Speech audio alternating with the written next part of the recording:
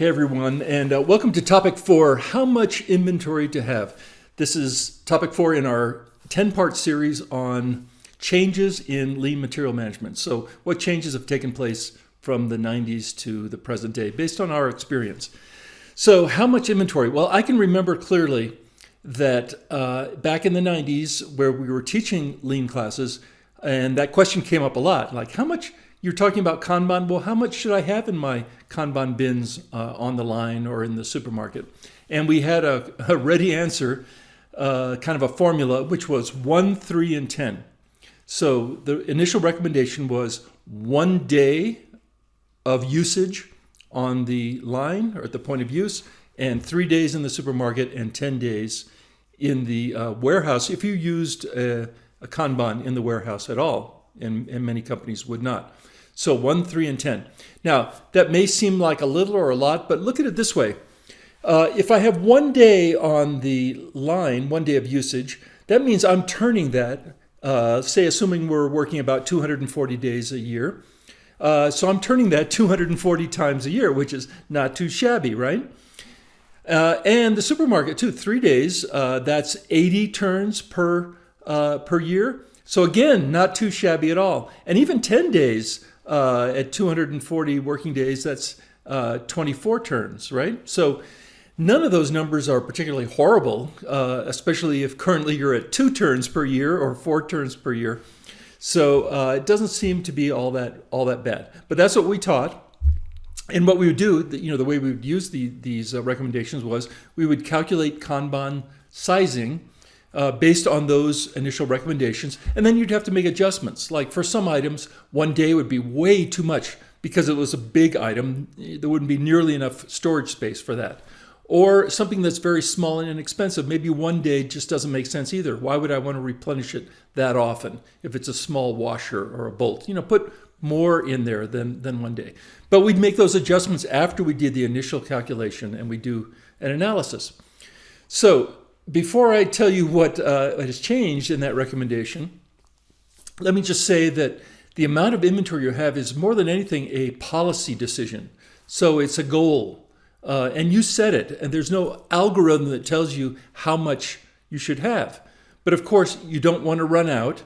You don't want to spend too much effort in replenishing it, and you want to balance this not running out with the cost of the inventory or the working capital that you'd have to invest in this inventory.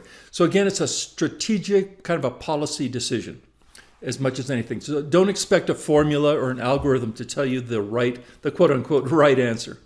Now, what is happening today? Well, it varies a lot, but let me just share with you what may be the gold standard of inventory management is doing. And that in our book, that's Toyota Material Handling in Columbus, Indiana. The reason we like them is they're not so high volume, they're not so automated. The pace of work is something you can relate to. Tack time of about 3.5 minutes, but they do things very well. So compared to the 1 day, 3 days, 10 days, what is Toyota Material Handling doing? Well, their rule of thumb, or again, their policy, their goal, is to have no more than a few hours of production at the workstations. So by few hours, we mean maybe 4 to 6 hours, something like that, of usage. So not too far off from the 1 day, right? But less than that. And then their goal in a supermarket, so the area inside the factory from where they're replenishing the lines, the points of use, their goal there is, roughly speaking, a few days of inventory. Let's say 2 to 3 days. So again, we're pretty much in sync there as well. Not too different from what we were recommending in the 90s. But here's where the big difference happens. Their goal in warehouse, should they have one, is again not more than a few days, maybe up to a week, is their goal for warehouse type material. So if overall they're turning inventory at a pretty nice pace, which maybe is one of the contributing factors, not the only one, but a contributing factor to the reason that they're so profitable, right? They're doing a good job of managing that inventory. Now, here's the challenge for all of us ordinary people. putting a day's worth or a few hours of production at their station is understandable and achievable. Same thing with the supermarket, because that's under our control. But what about this warehouse issue, which is where most of the dollars are, correct? It's not on the factory floor anymore, it's in the warehouse. How do we do that? And the way they do that is twofold. Again, this is not secret information. They do two things very well. One is they have a milk run of local, by local meaning within a day's drive, by truck, local suppliers, and they actually have a daily milk run. So these trucks go out, they're owned by Toyota. The supplier does not pay for this. Toyota covers the cost, unless they miss a delivery, and then the supplier would pay for it.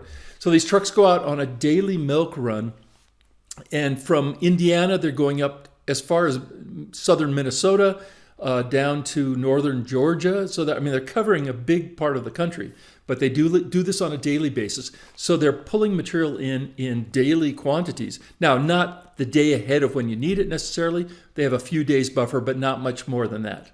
Okay? So that's how they control that piece of it. Now, what about the stuff that's coming from overseas?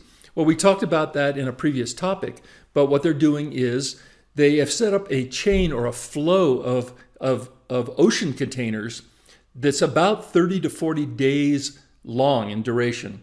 And those containers have mixed items. So they're coming from Japan primarily, and they're flowing over one at a time, daily shipments from Japan in shipping containers that allow them to keep that total inventory of overseas type items down to a minimum. Because if they were receiving in monthly quantities, well, when that container arrives, they have a monthly quantity of that, and that would be in violation of that goal. So that's how they're doing it, and doing it very well. So I would say that the change has not been revolutionary, but even if you just stick with the 1-3-10 goal, for many companies, that in itself, if you just start there, that would be a huge improvement. And don't think that Toyota or anyone else can get there overnight. So if you remember the story of the boat with the water in the lake, so you lower the water, that's the inventory, and rocks get exposed. So you shouldn't really think about trying to lower that water too quickly, or you won't be able to deal with those rocks, which are the problems that will come up. But as long as you don't give up, then certainly you can achieve great things. And for many larger companies, that's millions and tens of millions of dollars that can be converted from inventory into cash without risking production, without increasing the risk of running out.